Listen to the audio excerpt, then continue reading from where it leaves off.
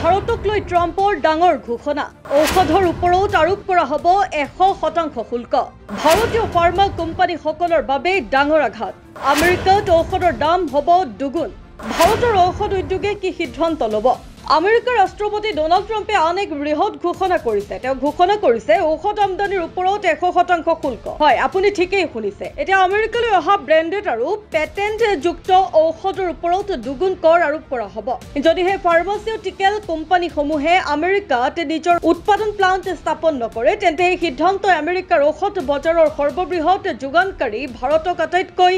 ডাঙৰ আঘাত দিব পাৰে এই ভিডিঅ'টোত আমি ভাৰতৰ ওপৰত ট্ৰাম্পৰ এই সিদ্ধান্তৰ প্ৰভাৱ আৰু বিশ্বব্যাপী ঔষধ উদ্যোগত ইয়াৰ প্ৰভাৱৰ বিষয়ে ব্যাখ্যা কৰিম দৰাচলতে ট্ৰাম্পে তেওঁৰ ট্ৰুথ আউট সোশ্যাল প্লেটফৰ্মত পোষ্ট কৰিছিল যে 2025 চনৰ 1 অক্টোবৰৰ পৰা যিকোনো ব্ৰেণ্ডেড বা পেটেন্ট যুক্ত ঔষধ সামগ্ৰীৰ ওপৰত আমেৰিকা 100% শুল্ক আৰোপ কৰিব যদিহে কোম্পানীয়ে আমেৰিকাত ঔষধৰ কাৰখানা খুলিব নোৱাৰে আনকি তেওঁ স্পষ্ট কৰি দিলে যে আনকি নিৰ্মাণৰত কাৰখানা অৰ্থাৎ ব্ৰেকিং গ্ৰাউণ্ড পৰ্যায়ত থকা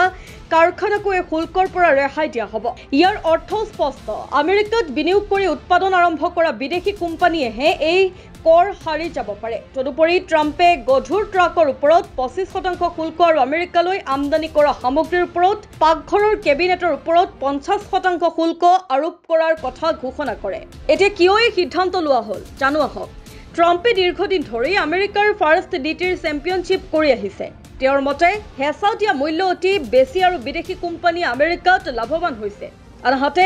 দেশৰ ভিতৰত চাকৰিৰ সৃষ্টি কৰা নাই এতিয়া প্ৰশ্ন উত্থাপন হৈছে ভাৰতত ইয়াৰ প্ৰভাৱ কি হ'ব ভাৰত আমেৰিকালৈ সৰ্বাধিক ঔষধ যোগানকাৰী দেশ 2024 বিত্তীয় বৰ্ষত ভাৰতে প্ৰায়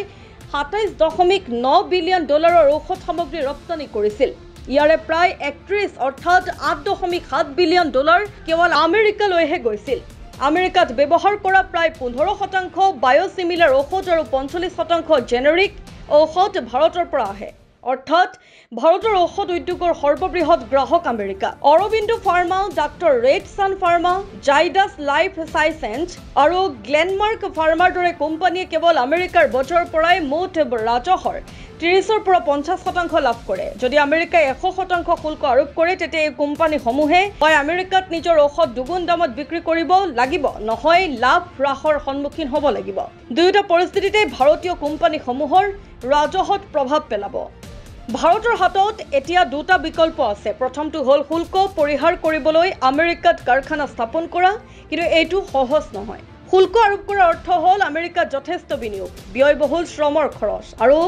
এফডিএৰ কঠোৰ নিয়ম মানি চলা দ্বিতীয় বিকল্প হ'ল শুল্ক আৰোপ কৰাৰ পিছতো ৰপ্তানি অব্যাহত ৰখা কিন্তু 100% শুল্ক লোৱাৰ অৰ্থ হ'ল আমেৰিকাত ঔষধৰ দাম দুগুণ হ'ব পাৰে ফলস্বৰূপে আমেৰিকাৰ কোম্পানীসমূহে ভাৰতৰ পৰা ঔষধ ক্ৰয় কৰিবলৈ কুণ্ঠাবোধ কৰিব ভাৰতীয় ঔষধ কোম্পানীসমূহৰ বাবে এয়া এক ডাঙৰ বিপৰ্যয় হ'ব পাৰে এই সিদ্ধান্তই কেৱল ভাৰততেই নহয় আমেৰিকাৰ জনসাধাৰণকো প্ৰভাৱিত কৰিব ইতিমধ্যে আমেৰিকানসকলে দামী ঔষধৰ ক্ষেত্ৰত অসুবিধাৰ সন্মুখীন হৈছে ভাৰতে আমেৰিকাত সস্তা জেনেৰিক ঔষধ প্ৰস্তুত কৰি যোগান ধৰে যাৰ ফলত তাত সস্তা হয় কিন্তু যদি 100% শুল্ক আৰোপ কৰা হয় তেন্তে আমেৰিকাৰ ৰোগীয়ে ইয়াৰ দুগুণ মূল্য দিব লাগিব অৰ্থাৎ ট্ৰাম্পৰ এই সিদ্ধান্তই আমেৰিকাৰ জনসাধাৰণৰ বাবে মুদ্ৰাস্ফীতিৰ নতুন জোৱাৰৰ সৃষ্টি কৰিব পাৰে এটা প্ৰশ্ন উত্থাপন হৈছে যে ট্ৰাম্পে কিয় এই পদক্ষেপ ল'লে আসলতে ট্ৰাম্পে ৰাষ্ট্ৰপতি নিৰ্বাচনত জয়ী হৈ ক্ষমতালৈ অহাৰ পিছৰে পৰা মেড ইন আমেৰিকাৰ এজেণ্ডাৰ ঠেলি দি আহিছে তেওঁ নীতিৰ লক্ষ্য হৈছে বিদেশী কোম্পানীসমূহক আমেৰিকাত কাৰখানা খুলিবলৈ উৎসাহিত কৰা নিয়োগ বৃদ্ধি কৰা আৰু স্থানীয় অৰ্থনীতি শক্তিশালী কৰা এই সিদ্ধান্ত কেৱল অৰ্থনৈতিক নহয় ৰাজনৈতিক পদক্ষেপ ভাৰতে হয় আমেৰিকাৰ সৈতে নতুন বাণিজ্যিক চুক্তি কৰা বা ইয়াৰ ঔষধ কোম্পানীসমূহক আমেৰিকাত বিনিয়োগ কৰিবলৈ উৎসাহিত কৰাটো প্ৰয়োজনীয় হৈ পৰিছে যাতে এই শুল্কৰ দ্বাৰা ভাৰতৰ হেঁচা কেনেবাকৈ ৰেহাই পাব পাৰে এই বিষয়ত এতিয়া ভাৰত চৰকাৰে কূটনৈতিক কৌশল অৱলম্বন কৰিব লাগিব সঁচাকৈয়ে ট্ৰাম্পৰ নতুন শুল্ক বোমা কেৱল অৰ্থনৈতিক সিদ্ধান্ত নহয় বৰঞ্চ ভাৰতৰ দৰে দেশৰ বাবে যথেষ্ট ভাবুকি কঢ়িয়াই আনিব পৰা ৰাজনৈতিক পদক্ষেপ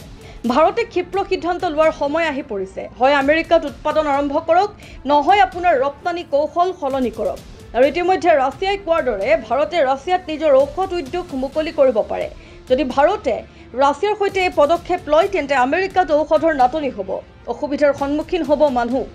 আপুনি কি ভাবে ভাৰতীয় ঔষধ কোম্পানীসমূহে আমেৰিকাত কাৰখানা খুলি এই কৰৰ পৰা সাৰি যাব পাৰিবনে নে আমেৰিকাত ভাৰতীয় ঔষধৰ দাম অধিক হ'ব নে ভাৰতে অৱশেষত নিজৰ ঔষধ উদ্যোগ ৰাছিয়ালৈ স্থানান্তৰিত কৰিব যি ক'ব লাগে কমেণ্টত আপোনালোকে শ্বেয়াৰ কৰক।